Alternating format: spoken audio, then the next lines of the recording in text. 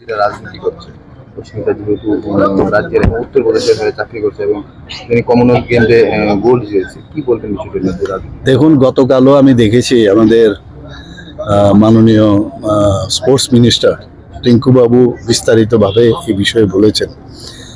যারা বলছেন তারা কি করেছেন আগে ওদেরকে জিজ্ঞেস করুন। এই যে আমাদের অলিম্পিয়াড, আমাদের যিনি কর্মকার আছেন দীপা কর্মকার, ওর সম্পর্কে আমাদের ইতিহাস তো আমাদের জানা। আমরা যেভাবে আমাদের পার্টি এবং কেন্দ্রীয় সরকার তখন ছিল, তাদের সহায়তায় আমরা কিন্তু ওকে সেই ব্যবস্থা আমরা করেছি। তেমনি অস্মিতা দের এর আগেও আমার ফটো নিশ্চয়ই আপনারা দেখেছেন।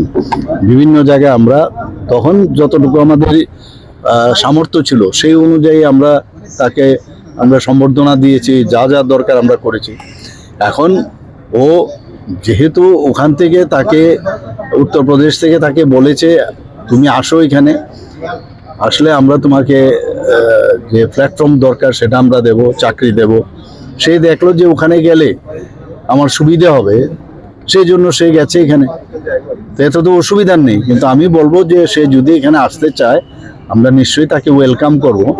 এবং যেমন আমরা দীপা কর্মকারকে এখানে যেমন আমরা যেভাবে রেখেছি, তাকে প্রমোশন থেকে আরম্ভ করে সব কিছু আমরা দিয়েছি, সুযোগ সুবিধা দিয়েছি, অলিম্পিক অ্যাসোসিয়েশনের সভাপতি করেছি। এরপরে আর কি, আমরা সম্মান দিতে জানি, এরকমটা না। ওনারা তো বসে থাকে কি করেছেন, ওনাদের আমলে কি কি করেছেন সবাই জানে। স্পোর্টস নিয়ে রাজনীতি, ওনাদের যদি ক্যাডার হয় তাহলেই প্রমোশন পাবে।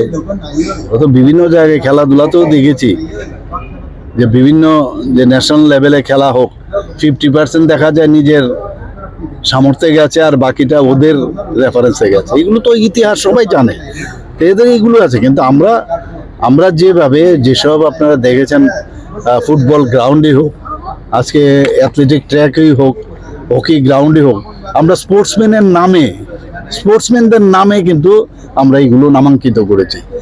কোনো নেতা নেত্রীর নামে আমরা কিন্তু করিনি, আমরা সম্মান দিয়েছি, আগামী দিন আরও দেব আমরা।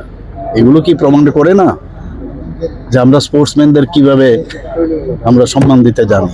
তো এদের কাজই হচ্ছে খালি কিভাবে কোন জায়গায় একটু ইচ্ছে করে এটাকে দুর্বলতা মনে করে চেষ্টা করে, কিন্তু মানুষ এগুলো জানে। এবং আমাদের তরফ থেকে আমরা সবসময় স্পোর্টসম্যানদের আমরা আগামী দিন আরো অনেক কিছু করবো আমরা।